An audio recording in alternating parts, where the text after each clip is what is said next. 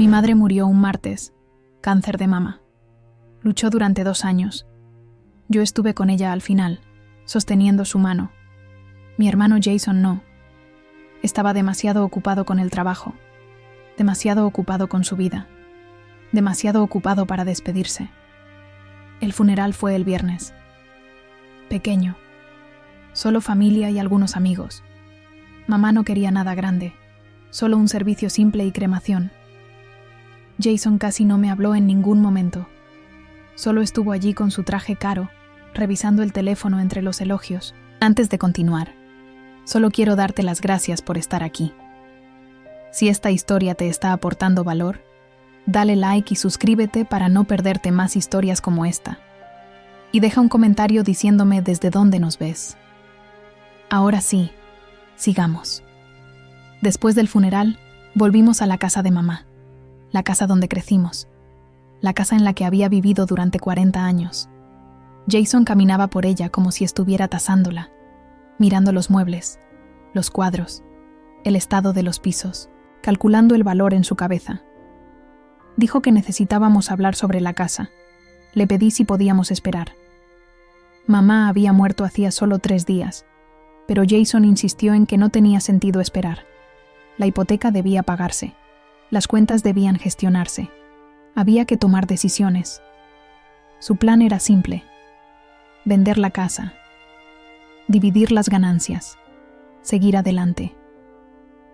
Le recordé que yo había vivido allí los últimos 2 años cuidando a mamá. Él lo desestimó con un gesto de la mano. Mamá ya no estaba. Era hora de que yo buscara mi propio lugar. Cuando protesté, diciendo que había dejado mi trabajo y mi apartamento para cuidarla, dijo que nadie me había pedido que lo hiciera, que había sido mi decisión. Él tenía una carrera, explicó, responsabilidades en su empresa tecnológica. No podía simplemente dejarlo todo como yo. La forma en que lo dijo lo dejó claro. Él creía que su puesto de vicepresidente era más importante que cuidar a nuestra madre moribunda, más importante que mi trabajo en el comercio minorista, más importante que estar presente. Me dio 60 días para encontrar otro lugar donde vivir. La casa estaba a nombre de ambos según el testamento, dijo, y la íbamos a vender. Pero una semana después, cambió de opinión. De repente fueron 2 semanas. El mercado estaba caliente. Había que actuar rápido. Estaba poniendo la casa en venta inmediatamente. Yo estaba devastada. No tenía a dónde ir. Mi antiguo apartamento ya estaba alquilado. No tenía mucho dinero. Los 2 años cuidando a mamá habían agotado completamente mis ahorros. No podía pagar primer y último mes de alquiler, depósitos, gastos de mudanza. Mi amiga Sara me ofreció quedarme con ella temporalmente, pero sabía que no podía imponerme por mucho tiempo. Pasé días empacando las cosas de mamá. Cada objeto tenía un recuerdo: su suéter favorito, la taza que usaba cada mañana, los libros que amaba. No podía simplemente tirarlos como Jason quería. Él seguía trayendo a la agente inmobiliaria, hablando de escenificación y valor de mercado, sugiriendo que nos deshiciéramos de la mayoría de los muebles. Una tarde, finalmente empecé a empacar el armario de mamá. Lo había estado evitando porque era demasiado doloroso. En el fondo, detrás de sus abrigos de invierno, encontré una caja que nunca había visto. Pesada, sellada con cinta, mi nombre escrito arriba con la letra temblorosa de mamá. La nota decía: para Megan, no abrir hasta después de mi partida. Dentro había documentos, cartas y una llave. La primera carta estaba dirigida a mí, fechada 3 meses antes de que muriera. La carta de mamá lo explicaba todo. La casa no estaba a nombre de ambos como Jason creía. 2 años antes, cuando me mudé para cuidarla, ella había hecho que su abogado redactara nuevos documentos. La casa era mía, solo mía. Jason no lo sabía porque ella nunca se lo dijo. Sabía que él haría un escándalo. Después de todo lo que yo había sacrificado, escribió: yo lo merecía.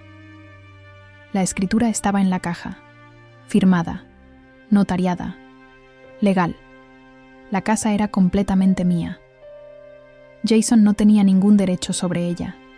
También había una llave de una caja de seguridad en First National Bank. Dentro, decía, había cosas que había estado guardando para mí. Me agradecía por estar allí cuando más me necesitó, por elegirla sobre todo lo demás. Dijo que yo era la mejor hija que una madre podría pedir. La leí 3 veces, con lágrimas corriendo por mi rostro. Luego examiné la escritura. Tenía razón. Una nueva escritura fechada 2 años atrás, transfiriendo la casa solo a mi nombre. El nombre de Jason no aparecía por ningún lado.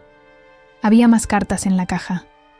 Una para Jason explicando su decisión, una para su abogado con instrucciones, una para su asesor financiero. Mamá lo había planeado todo cuidadosamente. Llamé a su abogado, el señor Patterson. Él confirmó todo. La casa era legalmente mía. Jason nunca tuvo derecho sobre ella. La propiedad había sido transferida fuera del patrimonio antes de que mamá muriera como un regalo para mí. El testamento que Jason seguía citando solo cubría lo que quedaba en el patrimonio, aproximadamente $5,000 y algunos objetos personales. Pero la casa nunca formó parte de eso. Al día siguiente, llevé la llave al First National Bank. La caja de seguridad contenía otra carta y una chequera. Mamá explicaba que había estado ahorrando durante años, pequeñas cantidades de sus ingresos limitados. Había abierto una cuenta separada solo a mi nombre, $50,000, suficiente para cubrir impuestos de propiedad durante años, suficiente para reparaciones, suficiente para darme un respiro. Escribió que sabía que Jason intentaría quedarse con todo. Esto era mi protección, mi seguridad. No debía contarle a él nunca. Volví a casa y seguí empacando, pero ahora estaba empacando para quedarme, para mudarme permanentemente al cuarto de mamá. Cuando Jason llegó 2 días después, estaba molesto porque yo seguía allí. Me recordó el plazo de 2 semanas. Dijo que la agente inmobiliaria traería compradores al día siguiente. Le dije que lo cancelara. Cuando exigió saber por qué, le entregué la escritura. La leyó lentamente. Su cara pasó de confundida a roja. Insistió en que era falsa, que mamá no haría eso, que no lo dejaría fuera. Le dije que llamara al señor Patterson si no me creía. La escritura era legal. La casa nunca había sido parte del patrimonio. Jason explotó. Me tiró los papeles y empezó a gritar sobre abuso de ancianos, sobre cómo la había manipulado, cómo me había aprovechado de una mujer enferma, que iba a impugnarlo, que me llevaría a los tribunales. Me mantuve calmada y le dije que yo había cuidado de mamá, mientras él estaba demasiado ocupado para visitarla. Que ella había tomado esta decisión porque sabía lo que yo había sacrificado y lo que él no. Que yo no la había puesto en su contra. Que él mismo lo había hecho al no estar allí. Me llamó perra manipuladora y salió furioso, dando un portazo tan fuerte que una de las fotos enmarcadas de mamá cayó y se hizo añicos. Jason contrató un abogado e impugnó la escritura. Alegó que yo había coaccionado a mamá, que no estaba en pleno uso de sus facultades mentales, que la había aislado y envenenado en su contra. Pero el señor Patterson se había anticipado. Había documentado todo. Registros médicos demostrando que mamá estaba competente. Un video de ella explicando su razonamiento. Múltiples testigos. Todo lo necesario para probar que fue su elección, hecha libremente y con pleno entendimiento. El caso fue desestimado en 3 meses. Las acusaciones de Jason no tenían fundamento. El juez dictaminó que mamá tenía todo el derecho de dar su propiedad a quien quisiera. Jason tuvo que pagar sus propios honorarios legales, aproximadamente $20,000, intentando quedarse con algo que nunca fue suyo. No hemos hablado desde entonces. Solo envió un correo después del fallo. Robaste mi herencia. Estás muerta para mí. Respondí una vez. No robé nada. Mamá me dio lo que gané al estar allí. Tú recibiste exactamente lo que merecías. Nunca respondió. Sigo viviendo en la casa de mamá, mi casa ahora. Durante el primer año dejé su habitación exactamente igual.